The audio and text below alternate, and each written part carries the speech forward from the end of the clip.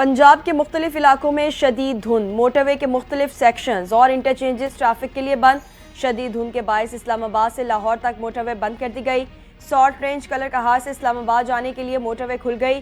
M4 Multan سے فیصل آباد، M5 Multan سے سکھر تک بند۔ موٹر وے پولیس کے دھند کے دوران احتیاطی تدابیر اختیار کرنے کی ہدایت۔ شہریوں کو گاڑیوں میں فوگ ہیڈ لائٹس کا استعمال سختی سے کرنے کی ہدایت کر دی۔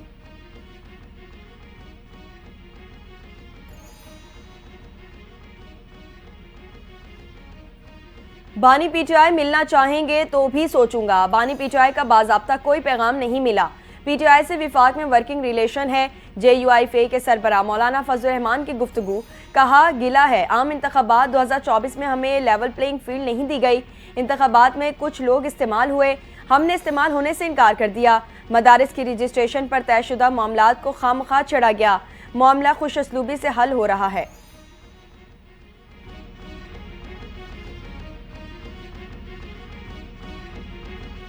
اگر نون لیگ کو کامیابی سے حکومت کرنی ہے تو فیصلے اتفاق رائے سے کرنے ہوں گے۔ نون لیگ کے پاس اتنی اکثریت نہیں کہ یک طرفہ فیصلے کرے۔ Chairman peoples party Bilawal Bhutto کے حکومت پر وار۔ بولے حکومت سازی میں وزیر اعظم کے لیے ووٹ دیا، طے ہوا تھا چاروں صوبوں کا ترقیاتی بجٹ مل کر بنائیں گے۔ وفاق کے پاس یک طرفہ فیصلے کرنے کا مینڈیٹ نہیں، یک طرفہ کسی بھی فیصلے پر عمل درآمد نہیں ہو سکتا۔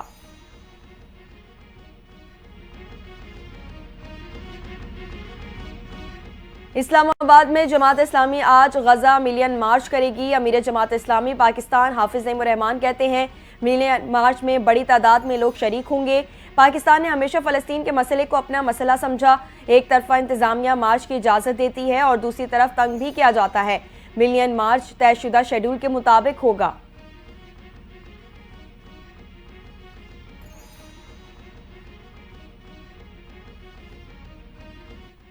حکومت پر دباؤ باہر یا بانی پی ٹی آئی کی طرف سے نہیں۔ 2014 میں جو دھرنا ہوا تھا اس وقت بھی ایکشن لیا جانا چاہیے تھا۔ 9 مئی کے بھی فیصلے بہت پہلے ہو جانے چاہیے تھے۔ مسلم لیگ نون کے رہنما رانا تنویر حسین نے پی ٹی آئی کو آڑے ہاتھوں لے لیا۔ کہا سیاسی معاملات مذاکرات سے حل ہوتے ہیں، یہ لوگ مذاکرات بھی کر رہے ہیں اور ساتھ سول نافرمانی کی تحریک پر بھی کام شروع ہو چکا ہے۔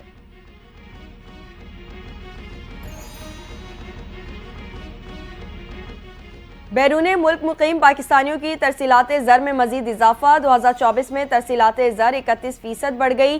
سمندر پار پاکستانیوں نے جنوری سے نومبر تک 21 ارب 58 کروڑ ڈالر پاکستان بھیجی۔ سعودی عرب میں مقیم پاکستانیوں نے 7 ارب 29 کروڑ ڈالر کی رقم پاکستان بھیجی۔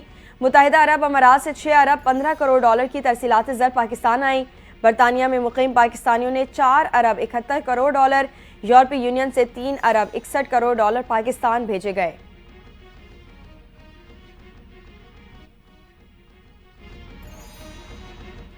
پارا چنار اور اپر کرم میں راستوں کی بندش۔ کراچی کے مختلف مقامات پر مذہبی جماعت کے دھرنے تیسرے روز بھی جاری۔ نمائش چورنگی، ناطا خان، ملیر 15، شارع فیصل، انچونی سوسائٹی، ناظم آباد نمبر 1 اور کامران چرنگی پر دھرنا۔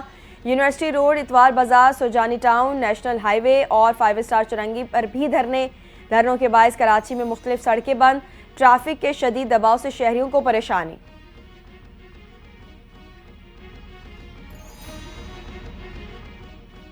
قطر اور مصر کے ثالثی میں غزہ جنگ بندی معاہدے کی کوششیں۔ قطری وزیر اعظم اور وزیر خارجہ کی حماس کے وفد سے ملاقات۔ جنگ بندی معاہدے پر تبادلہ خیال ہوا۔ حماس نے اپنے بیان میں کہا کہ اسرائیل کی طرف سے عائد کی جانے والی نئی شرائط کے باعث جنگ بندی معاہدے میں تاخیر ہو رہی ہے۔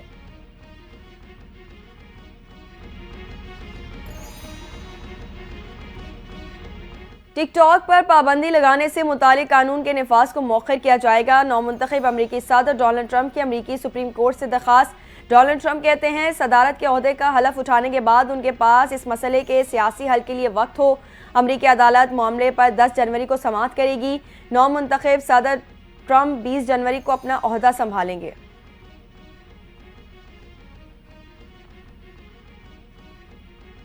اور اسماعیل ہنیہ کے قتل کی مہینوں تک منصوبہ بندی کی گئی۔ جس رات انہیں قتل کیا جانا تھا اس وقت ان کے کمرے کا ای سی یونٹ ٹوٹ گیا۔ اسماعیل ہنیہ کافی دیر تک اپنے کمرے سے باہر رہے۔ اسرائیلی میڈیا نے حماس کے سربراہ اسماعیل ہنیہ کے قتل سے متعلق خفیہ رپورٹ کی کچھ تفصیلات سامنے لانے کا دعویٰ کر دیا۔ اسرائیلی میڈیا کے مطابق قتل کرنے کے لیے چھوٹا ریموٹ کنٹرول بم ہنیہ کے کمرے میں رکھا گیا۔ اسماعیل ہنیہ کمرے میں واپس آئے تو رات 1:30 پر بم دھماکہ کیا گیا۔